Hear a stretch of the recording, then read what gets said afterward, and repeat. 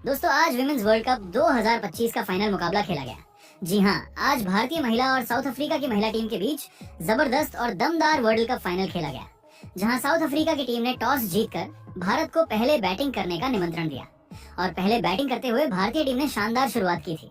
शेफाली वर्मा और स्मृति मंदाना ने south Africa की टीम को बता दिया कि ये टीम कोई मामूली टीम नहीं है, ये टीम तगड़ी टीम है और वो खेल भी उस तरीके से रहे थे। बैटिंग इतनी शानदार थी कि 50 रन तक उन्होंने कोई विकेट ही नहीं गवाया था। उसी की उम्मीद सभी ने की थी और दोनों उस पर पूरी तरह से खरे उतरे। 10 ओवर तक बिना कोई विकेट गवाए दोनों ने 60 से ज्यादा रन बना दिए थे। यही नहीं, आगे चल के दोनों के बीच 100 रनों की पार्टनरशिप बन गई थी। मैच भारत के पकड़ में शुरू से थी। साउथ अफ्रीका को समझ ही नहीं रहा था कि इन दोनों को आउट कैसे किया जाए। भारतीय खेमा इनको देख के काफी रिलैक्स थी।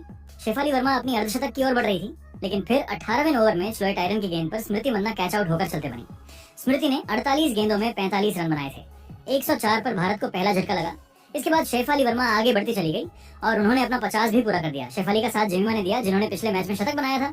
दोनों ने मिलकर भारत के स्कोर को 160 के पार ले जाने में सफल रहे। मैच अब भी भारत के पक्ष में था। शेफाली अपने शतक की ओर बढ़ रही थी, लेकिन फिर 28वें ओवर में 87 पर शेफाली वर्मा अयाबोंगा खाका का शिकार बन गई और भारत को 166 पर दूसरा झटका लगा। अब इसके बाद यही उम्मीद थी कि सेमीफाइनल की तरह जेमिमा और हरमनप्रीत कौर वैसा ही पार्टनरशिप करे और साउथ अफ्रीका को मैच से दूर ले जाए, लेकिन इस बार ये दोनों इसमें कामयाब नहीं रहे, क्योंकि 30वें ओवर में अयाबोंगा खाका ने जेमिमा को 24 पर चलताकर भारत को तीसरा झटका दे दिया। 171 पर भारत के 3 विकेट गिर चुके थे। इसके बाद कप्तान हरमनप्रीत और दीप्ति शर्मा ने भारत की पारी को संभाला, लेकिन आज हरमनप्रीत उस लेय में नहीं दिख रही थी जैसे पिछले मैच में थी। हाँ, दीप्ति शर्मा की वजह से जरूर भारत का स्कोर 220 के पार जा चुका था, लेकिन फिर 39वें ओवर में हरमनप्रीत 29 गेंदों में सिर्फ 20 रन बनाकर चलते बनी। इस वक्त भारत 223 पर था।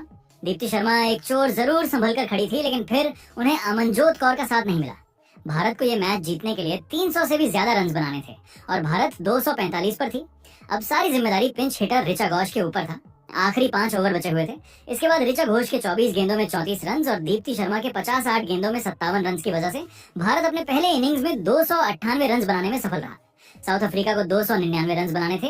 इसके बाद जब साउथ अफ्रीका की टीम इसे चेस करने को उतरी तो उनकी शुरुआत तो अच्छी रही थी, जहां 50 रन की पार्टनरशिप सलामी बल्लेबाजों ने बनाया था, लेकिन भारतीय टीम को मैच में पकड़ बनाने के लिए पावर प्ले में विकेट्स लेना जरूरी था और भारत पावर प्ले के आखिरी ओवर में अमनजोत कौर के बेहतरीन फील्डिंग और थ्रो के चलते टस्विन ब्रिट्स रन आउट हो गई और भारत को पहली सफलता हाथ लगी। दूसरे विकेट के लिए भारत को ज्यादा देर तक रुकने की जरूरत नहीं पड़ी।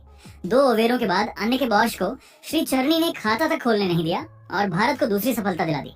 62 पर साउथ अफ्रीका के 2 विकेट गिर चुके थे, लेकिन कप्तान लॉरा वुलवार्ड साउथ अफ्रीका के लिए एक चोर पर चट्टान की तरह खड़ी थी। भारत के लिए ये एक खतरा था, क्योंकि वो सेट हो गई थी और बेहतरीन फॉर्म के चलते उन्होंने अपना 50 भी पूरा कर दिया था। सुने लूस के साथ मिलकर लॉरा वुलवार्ड ने साउथ अफ्रीका के स्कोर को 110 के पार पहुंचा दिया था। भारत को इस पार्टनरशिप को तोड़ना बहुत जरूरी था। कप्तान हरमनप्रीत कौर ने सब कुछ ट्राई कर लिया था, फिर आखिर में जाके उन्होंने शेफाली वर्मा को गेंद दी और शेफाली ने आते ही वो किया जिसने साउथ अफ्रीका को चौंका दिया। अपने पहले ही ओवर में शेफाली ने सुने लूस को सिर्फ 25 पर वापस भेज दिया। उसके बाद अपने अगले ओवर में पहली ही गेंद पर शेफाली ने मरिजान काप को 4 पर पवेलियन भेज दिया था। देखते ही देखते 123 पर साउथ अफ्रीका के 4 विकेट गिर चुके थे, लेकिन सबसे बड़ा खतरा लॉरा वुलवार्ड थी। लेकिन भले ही भारतीय टीम लॉरा वुलवार्ड का विकेट नहीं ले पा रहे थे, लेकिन दूसरी चोर पर लगातार विकेट्स ले रहे थे। दीप्ति शर्मा ने सिनालो जाफ्टा को सिर्फ 16 रन पर ड्रेसिंग रूम भेज दिया।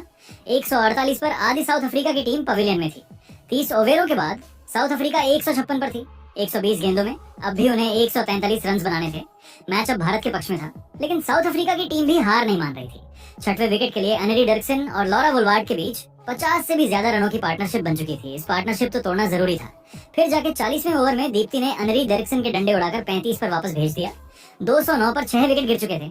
आखिरी 10 ओवरों का खेल बचा हुआ था और भारत की जीत के सामने सिर्फ लॉरा वुलवार्ड एक चट्टान की तरह खड़ी थी और उन्होंने अपना शतक भी पूरा कर दिया था। लेकिन फिर दीप्ति शर्मा ने कमाल किया, बल्कि अमनजोत कौर ने दीप्ति की गेंद पर एक जबरदस्त कैच पकड़ा, जिसके चलते लॉरा वुलवार्ड 101 रन बनाकर चलती बनी। अब यहाँ से भारत को जीतने से कोई नहीं रोक सकता था और यहाँ से उन्होंने कोई गलती नहीं की, क्योंकि उसी ओवर में दीप्ति ने एक और विकेट ले लिया। साउथ अफ्रीका के 8 विकेट गिर चुके थे। यहाँ से भारत ने बड़े आसानी से मैच को अपने नाम करते हुए विश्व की वर्ल्ड चैंपियन टीम बन चुकी है। 2025 की चैंपियन टीम अब भारत है। इस जीत ने सभी को काफी खुश कर दिया था। ये ऐतिहासिक जीत सदियों तक याद रखी जाएगी।